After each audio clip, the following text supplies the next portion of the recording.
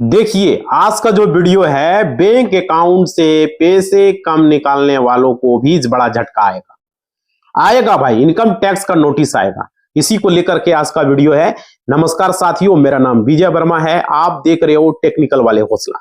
देखिए यहां पर क्या है, इस बात पर बहुत सारे लोगों ने सवाल किया कि बैंक खाते में तय लिमिट से ज्यादा केस जमा करने पर आयकर विभाग का यानी कि इनकम टैक्स का नोटिस तो भेज सकता है, लेकिन कम निकालने पर कैसे आएगा? तो चलिए वो भी हम बताएंगे। देखिए यहां पर जानकारी पूरी तरीके से देंगे, आप लोग को पूरी तरीके से वीडियो को देखना है और समझना है। देखिए 10 लाख या उससे ज्यादा जमा करना अगर आप एक वित्तीय वर्ष में करते हैं तो उस पर क्या होगा।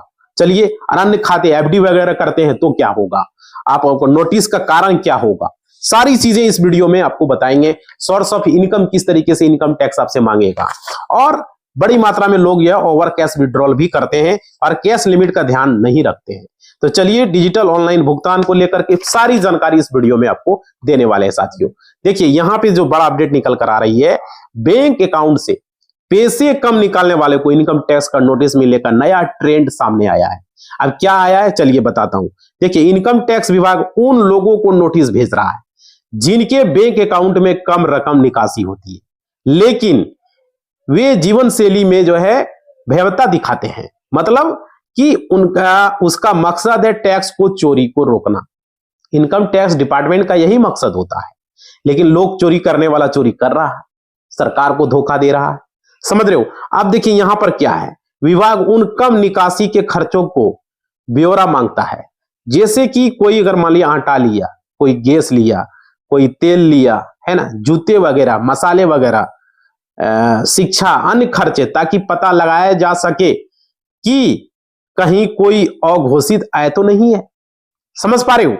तो इसके विपरीत अधिक किसी का बैंक ट्रांजैक्शन उनकी आय से मेल नहीं खाता है तो उस पर संदेह होता है और नोटिस भेजा जाता है। कभी कभी आपने देखा होगा बहुत लोग 20 लाख 30 लाख तक ट्रांजैक्शन कर दिया, उसको नोटिस नहीं मिला। कोई 8-10 लाख तक ही किया, उसको नोटिस मिल गया। इस तरह देखे खाता को होल्ड कर देता है। समझ पा रहे हो? तो कम ट्रांजैक्शन पर भी मिल जाता है इनकम टैक्स को जहां डाउट हुआ तो। समझ पा रहे हो? अब देखिए यहां पर क्या है, साथ ही साथ यदि किसी व्यक्ति ने अपने बैंक खाते से लगातार बार बार जो है बड़े स्तर पर नगद निकासी की है, मतलब कैश, रुपया, नोट, नंबरी नोट, 500 नोट, है ना, नोट निकाला, गड्डी का गड्डी जाके एटीएम से निकाल लिया, गड्डी का गड्डी रुपया जो है अपने ब्रांच से जाके निकाल लिया, और लगातार ऐसा काम वो कर रहा है। समझ पा रहे हो? तो यहां पर क्या है, आईटी विभाग सतर्क हो जाता है और ट्रांजैक्शन के सोर्स को स्पष्ट करने को वो कहता है। समझ पा रहे हो? और देखिए टैक्स विभाग अब कैश निकासी पर बड़ा नियंत्रण कर रहा है, और खास करके उन लोगों पर जिन्हें लगता है कि कम निकासी होने पर जो है टैक्स नोटिस नहीं आएगा। समझ पा रहे हो? तो ये नोटिस आम नहीं है, बल्कि उन्हीं लोगों को भेजे जा रहे हैं जिनके दाखिल आय से उनकी खर्चीली जिंदगी मेल नहीं खा रही है। समझ पा रहे हो? आपकी आय क्या है, नहीं है, अगर मेल नहीं खा रहा है तो भाई तो नोटिस तो भेजना ही है। और देखिए इसलिए अपने बैंक खाते के हर ट्रांजैक्शन का रिकॉर्ड रखना, बड़े निकासी स्तर पर जो है सबूत रखना और नियमित इनकम टैक्स रिटर्न फाइल करना बहुत जरूरी है। आप आईटीआर जरूर फाइल करें, और देखिए ताकि इनकम टैक्स नोटिस से आपको बचा जा सके। समझ पा रहे हो? और देखिए तो इनकम टैक्स नोटिस अगर मान लीजिए मिलने पर तुरंत क्या कदम उठाए, ऐसे भी लोग सवाल करते हैं। तो चलिए वो भी क्लियर करते हैं, वीडियो में बने रहो। मान लीजिए बाय चांस आपको इनकम टैक्स का भाई अभी नहीं आया, आ जाएगा, अभी नहीं, 6 महीना बाद आएगा, साल भर बाद आएगा, 2 साल बाद आएगा, लेकिन आ जाएगा अगर आप इस तरीके से बड़े पैमाने पर ट्रांजैक्शन कर रहे हैं। सेविंग अकाउंट पर, करंट अकाउंट पर भी आता है, ऐसा बात नहीं है। तो भाई जहां संदेह हुआ तो आ जाएगा। अब देखिए कैश ज्यादा निकालेंगे तो करंट अकाउंट पर भी इनकम टैक्स नोटिस आपको मिलेगा। ऐसा बात नहीं कि सिर्फ सेविंग पर ही मिलता है। समझ पा रहे? एफडी पर मिल जाएगा भाई, ये बता रहा हूं मैं। चीजें समझनी होगी और जाननी पड़ेगी। देखिए यहां पर क्या है, अगर नोटिस मिले तो सबसे पहले नोटिस में बताए गए कारण जाने कि क्या कारण से हमको नोटिस मिला है, तारीख किस तारीख को मिला है, दस्तावेज की मांग को ध्यान से समझे, क्या मांगा जा रहा है। समझ पा रहे हो? तो ये जानना बेहद जरूरी है। नोटिस किस खंड के तहत आया है, किन विवरणों से दस्तावेज की जरूरत है, समझ रहे हो, दस्तावेज को तैयार रखना है, जो दस्तावेज वो मांग रहे हैं। जैसे देखिए नोटिस में मांगी गई सभी जानकारी को तुरंत आप इकट्ठा करें, जो भी चीजें वहां पर मांग रहा है। और जैसे कि आपका बैंक स्टेटमेंट मांग रहा है तो बैंक स्टेटमेंट तैयार रखें। आपका आय का स्रोत मांग रहा है, किस सोर्स ऑफ इनकम, कहां से पैसे आप कमाए, उसका प्रूफ दीजिए, समझ पा रहे हो, तो वो भी आपको तैयार कर लेना है। उसके बाद खर्चों के बिल, जो भी खर्च किए उसका बिल भी आपको अपना तैयार रखना है। और रिटर्न और फाइलिंग की कॉपी भी, जो रिटर्न आप करेंगे उसको जरूर रखें कहीं भी। जैसे हमने ITR फाइल किया तो उसको आपको कहीं भी सुरक्षित रख लें, प्रिंट आउट कर लें, या तो मोबाइल में कहीं भी आप उसको रख लें, व्हाट्सएप वगैरह में ग्रुप में अपना एक अलग से पर्सनल बना लें, या टेलीग्राम पर रख लें। बहुत सारा तरीका है, आप उसको रख सकते हैं। जैसे ही मांगे उसको सेंड कर दीजिए, उसको दे दीजिए, तो प्रिंट आउट कर दीजिए, समझ रहे हो ना। ये जरूरी चीजें जो बता रहा हूं मैं। और देखिए आयकर अधिकारी से भी संपर्क कर सकते हैं। देखिए यदि नोटिस में कोई जटिलता है या समझ में नहीं आ रहा है तो नजदीकी आयकर कार्यालय, जो आपका इनकम टैक्स का कार्यालय है, हर जिला में होता है, समझ पा रहे हो, तो ई फाइलिंग पोर्टल के जरिए जो है सलाह लें, या अपने कॉल करके भी जानकारी प्राप्त कर सकते हो। उसके हेल्पलाइन पर जो है आयकर विभाग के हेल्पलाइन पर कुछ हेल्प आपको मिल जाएगी। नहीं तो अपना CA से संपर्क करें, अगर कुछ समझ में नहीं आ रहा है, नजदीकी जो CA है उनसे भी संपर्क कर सकते हैं, जानकारी ले सकते हैं। उसके बाद देखिए जवाब समय पर जरूर दें।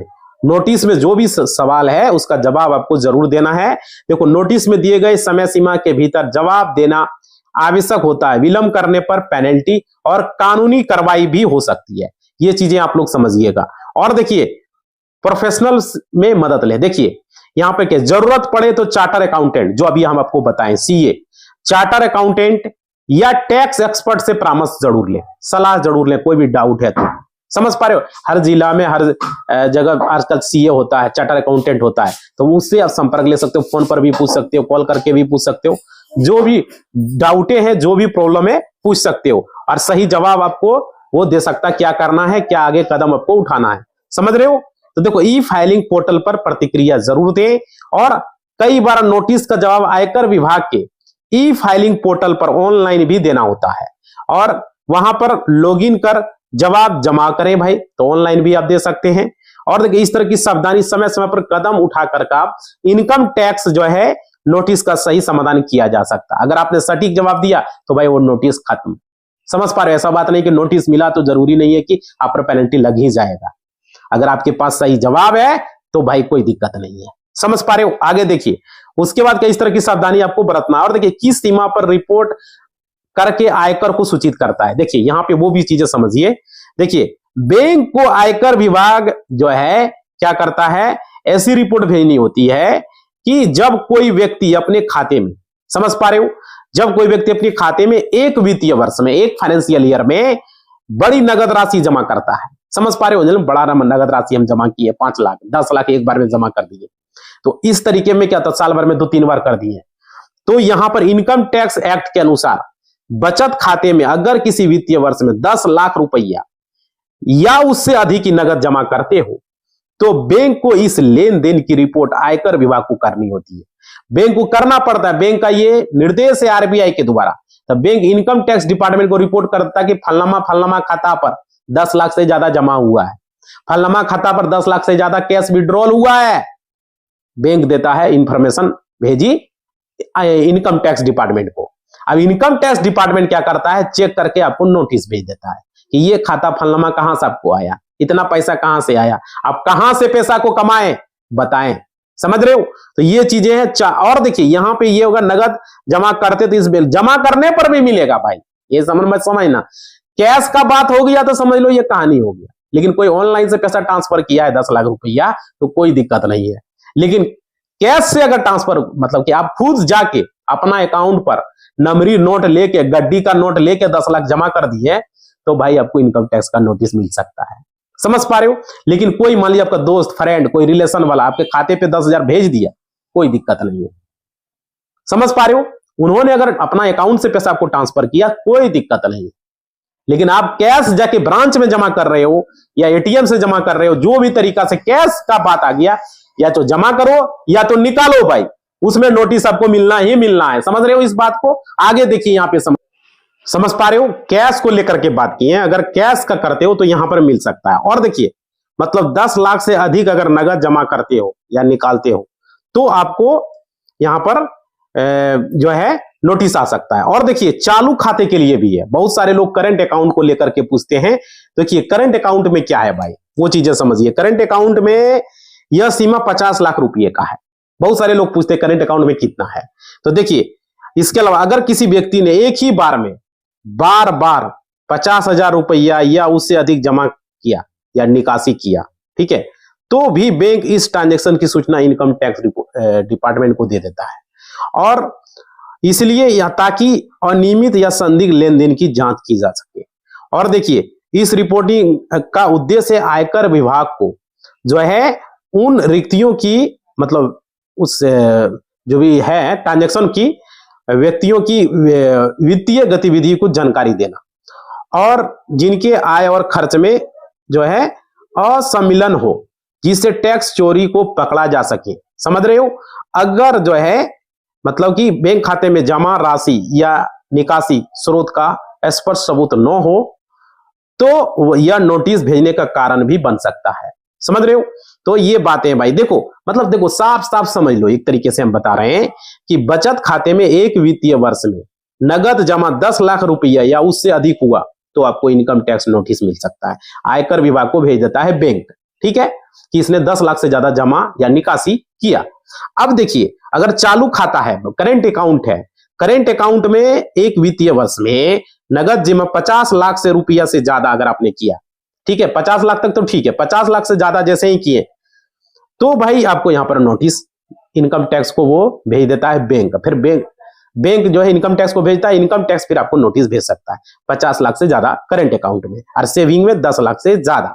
ठीक है, क्या जमा निकासी कैश में किए तब, ऑनलाइन में नहीं, कैश में। समझ पा रहे हो। अब देखिए कोई या तो आपके अकाउंट पर कैश में जमा कर दिया या आप खुद कैश में जमा कर लिए, कैश की बात हो रही है यहाँ पर ऑनलाइन ट्रांजेक्शन की बात नहीं हो रही है। आप देखिए एक बार में या बार बार में 50,000 या रुपये या उससे अधिक ही आप कैश में जमा कर रहे हो, कैश में निकाल रहे हो, 50,000 निकाल रहे हो, जमा कर रहे हो, निकाल रहे हो ब्रांच से, एटीएम से, जो भी तरीके से, तो फिर आपको यहाँ पर नोटिस इनकम टैक्स डिपार्टमेंट को भेज देता है बैंक। फिर बैंक जब भेजता है इनकम टैक्स को तो इनकम टैक्स डिपार्टमेंट जो है आपको नोटिस भेज देता है। इस तरीके से होता है। जरूरी नहीं कि नोटिस अभी तुरंत मिल जाएगा, 1 साल बाद, 6 महीना बाद, 2 साल बाद भी आपको नोटिस, 3 साल बाद भी लोगों को मिला है। समझ रहे हो। अब देखिए यहाँ पे यह सभी सीमा बैंक को सूचना देने के लिए बाध्य है, बैंक खुद बाध्य है, इसलिए जो है ये जानकारी बैंक को देनी पड़ती है। और इस आधार पर यदि आपका बैंक ट्रांजैक्शन जो है इन सीमाओं से ऊपर या संदिग्ध होता है तो आपको जो है आयकर नोटिस मिल सकता है और आपको उचित दस्तावेज के साथ जवाब देना होता है। समझ पा रहे हो। तो ये जरूरी चीजें थी जो कि आप लोगों को हमने बताया। और देखिए यहाँ पे एफडी में भी लोगों को पूछते हैं। देखिए करेंट अकाउंट में यह लिमिट 50 लाख तक की हो सकती है और फिक्स डिपॉजिट के लिए भी ये रिपोर्टिंग की जाती है। 1 साल में 10 लाख से ज्यादा आपको नहीं करना है। समझ रहे हो। और देखिए आयकर विभाग जो है घोषित है, जो भी आपका इनकम है और आपके बैंक में जो जमा किए कैश की रकम की तुलना करता है और क्या करता है, वो रकम को आपकी आय से अगर मेल नहीं खाता तो पैसे का जो है सोर्स ऑफ इनकम पूछने का नोटिस भेज देता है। तो यहां पर जो है इनकम पूछने का भी भेज देगा भाई। समझ पा रहे हो। तो ये जरूरी है। और देखिए एक एक चीज आपको बता रहे हैं, कैश लिमिट पर ध्यान रखना है। हर हमेशा आपको ध्यान रखना है कुल कैश जमा 10 लाख से कम करें। याद रखिए जब भी कैश में जमा करें अपने अकाउंट में या एफडी वगैरह करें तो 10 लाख से 1 रुपया भी ऊपर नहीं जानी चाहिए, नीचे ही रखें। समझ रहे। 9 लाख का करें, 9.5 लाख का करें, एफडी वगैरह करा रहे हैं तो इस तरीके से। और देखिए डिजिटल भुगतान, ऑनलाइन भुगतान, ज्यादातर लेन देन ऑनलाइन ही करें, कभी भी कैश में ना करें। भाई हम शॉप पर जाते हैं तो बहुत सारे ऐसे दुकानदार है, उसके यहाँ क्यूआर कोड लगा हुआ है लेकिन क्या कहता है कैश दे दो। भाई कैश किस चीज का तुम लोगे, जब ऑनलाइन क्यूआर है पैसा लो। इतना डाउट है। समझ, बिजनेस क्यूआर लगाए हो, करंट अकाउंट होगा ही, तब फिर कैश लेने से क्या होगा। बहुत सारे ऐसे लोग अभी भी जो है दिमाग में मानसिकता बड़ा हुआ है। देखिएगा ग्रोसरी वोसरी में, किराना दुकान में जाइएगा तो कहेगा कैश दो। इस तरह का हमने देखा है, जब हम नजदीकी शॉप में जाते हैं तो हमने देखा है। आपके यहाँ भी है तो कमेंट करके बताना। समझ पा रहे हो। तो ये चीजें हैं भाई। और देखिए आप लोगों को ये याद रखिएगा, ओवर कैश विड्रॉल जो होता है, ज्यादातर जो आर्टिकल क्या होते हैं, आर्टिकल में समझ रहे हो, फोकस करना। कुछ भी, ये भी बात हमने बताया आप लोगों को, यदि अपने खाते से बार बार बड़ी मात्रा में निकालेंगे तो over cash withdrawal bank alert हो जाता है। इसकी जानकारी इनकम टैक्स को दे ही देता है। समझ पा रहे हो? अगर आपके ट्रांजैक्शन का फ्लो अचानक बढ़ जाता है तो आपकी जो है घोषित ऐसे मेल नहीं खाता और इस पर सवाल भी उठ जाते हैं और नोटिस भी आ सकता है। समझ पा रहे हो? तो ये चीजें याद रखिएगा जो कि आज के वीडियो में आप लोगों को हमने बताया। और देखिए, तो यही कम कम पैसा, जरूरी नहीं कि आप एक बार में 10 लाख कर दिए, 5-5 लाख करके, 2-2 लाख करके 10 लाख से पार कर गए एक साल में कैश निकालते निकालते, तो आपको टीडीएस काट लेगा और आपको नोटिस भी मिल जाएगा। तो यही हुआ कम पैसे निकालने पर बड़ा झटका। समझ पा रहे हो? ये जरूरी नहीं कि हम कम कम निकाल रहे हैं, 50,000 निकाल रहे हैं, 1 लाख निकाल रहे हैं, ऐसे ऐसे करके 20-20 बार कर लिए, 10 बार कर लिए तो नोटिस नहीं आएगा। ये बात मत समझिए। समझ रहे हो ना? तो कम निकालने पर भी आपको यहाँ पर मिल जाता है। समझ रहे हो? ये जरूरी नहीं कि बड़ा ट्रांजेक्शन एक बार में निकालेंगे तो ही मिलेगा। इसी बात के साथ इस वीडियो को हम समाप्त कर रहे हैं। आप लोग सारे लोग लाइक करेंगे, शेयर करेंगे, सब्सक्राइब करेंगे ताकि ज्यादा से ज्यादा तक लोगों तक ये बात पहुंच सके। समझ पा रहे हो? इसी बात के साथ वीडियो को समाप्त कर रहे हैं। जय हिंद, जय भारत।